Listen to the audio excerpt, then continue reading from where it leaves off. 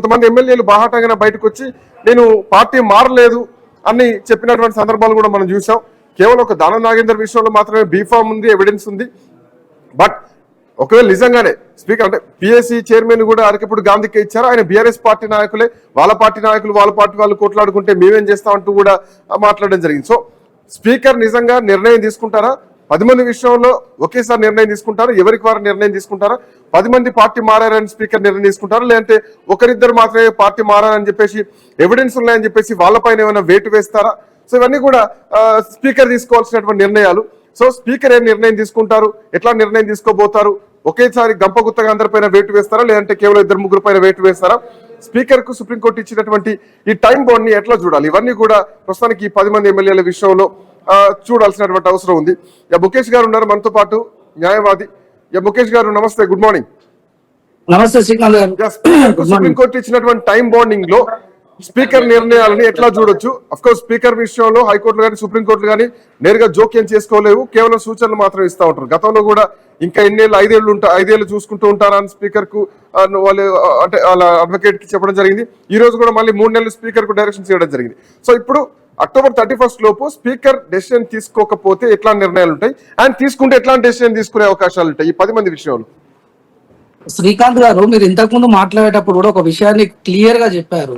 ఏంది అంటే శాసనసభ వ్యవహారాలలో కోర్టులు జోక్యం చేసుకోవద్దు అనే ఒక చిన్న ఆ లైన్ దగ్గర వీళ్ళు ఏంది అంటే మనకు అక్కడ ఏం తప్పు జరిగింది, ఏమయ్యింది, వీళ్ళు ఏ విధంగా పార్టీ మారారన్నది యావత్ తెలంగాణ ప్రజలకు తెలుసు, 4 కోట్ల జనాలకు తెలుసు. అది బహిరంగంగా జరిగినటువంటి రాజ్యాంగ హననం.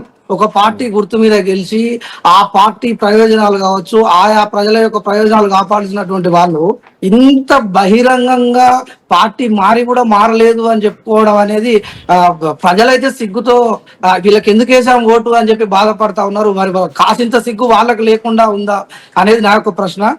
ఇంకొక విషయం ఏంటి అంటే ఎనీ అసెంబ్లీలో స్పీకర్ అనే అతను ఒక పెద్దన్న పాత్ర పోషించాలి, ఒక తండ్రి లాంటి పాత్ర పోషించాలి. ఒక కుటుంబంలో తండ్రి ఇతరులతో చెప్పించుకునేటటువంటి పరిస్థితి ఎక్కడైనా ఉంటుందా మన భారతీయ వ్యవస్థలో? అదే విధంగా స్పీకర్ ముందు జరిగినటువంటి ఇలాంటి అంశాలను కూడా తనకి ఏమీ తెలియనట్టు, తనకు కళ్ళు లేనట్టు, చెవులు లేనట్టు, మాట్లాడడానికి నోరు లేనట్టు ప్రవర్తిస్తే ఈ ప్రతిపక్షంలో ఉన్నటువంటి పార్టీలకు ఏమి పాలుపోలేనటువంటి సిచ్యువేషన్ లో కోర్టులను ఆశ్రయించారు. కోర్టు గనక లేకపోతే, నీ న్యాయ వ్యవస్థ అనేది గనక లేకపోతే ఈ రోజు ఇంకా ఎంత బరి తెగించే వాళ్ళు అధికారంలో ఉన్నటువంటి పార్టీలు అనేది మనకు కనబడతా ఉన్నది వీళ్ళది. ఇంకొకటి అంటే ఇక్కడ ముఖేష్ గారు చెప్పండి, ఏకంగా సుప్రీంకోర్టే వేటు వేసేలాగా బీఆర్ఎస్ పార్టీ నాయకులు ఇచ్చినటువంటి పిటిషన్. బట్ సుప్రీంకోర్టు శాసనసభ వ్యవహారాలలో ఎనీ కోర్టు ఇంటర్ఫియర్ కాదండి.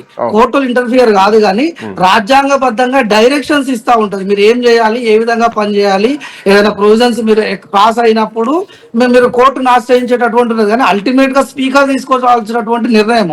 ఇక్కడ దురదృష్టకరమైనటువంటి అంశం ఏంటి అంటే కాంగ్రెస్ పార్టీకి సంబంధించినటువంటి స్పీకర్ ఉండడం, ఆయన పార్టీకి ఒత్తాసు పలకడం అనేది ఈ రాజ్యాంగ నిబంధనలకు పూర్తి విరోధకరమైనటువంటి అంశం. అది తను ఒక పార్టీ కార్యకర్త లాగా కాకుండా ఒక శాసనకర్త లాగా ఉండి అందరినీ మోడరేట్ చేయాల్సినటువంటి అసెంబ్లీలో ఎవరైనా తప్పు చేస్తే అరే బాబు ఇది రాజ్యాంగ విరుద్ధం, ఇది శాసనాలకు విరుద్ధము, ఇలా చేయొద్దు అని చెప్పి ఒక పెద్ద మనిషి లాగా వ్యవహరించాల్సినటువంటి స్పీకరు కోర్టులతో చెప్పించుకోవడం అనేది ప్రజాస్వామిక వ్యవస్థకు అత్యంత దారుణమైనటువంటి వ్యవస్థ. ఇది అట్లా చెప్పించుకోవద్దు నా దృష్టిలో.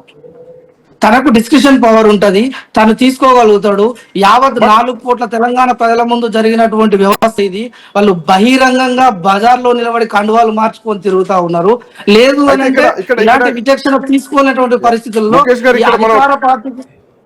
రాజకీయ పరంగా చూస్తున్నాం, ఒక పార్టీ ఎమ్మెల్యేలు ఆ పార్టీ నాయకుడిని స్పీకర్ కుర్చీలో కూర్చోబెడతారు.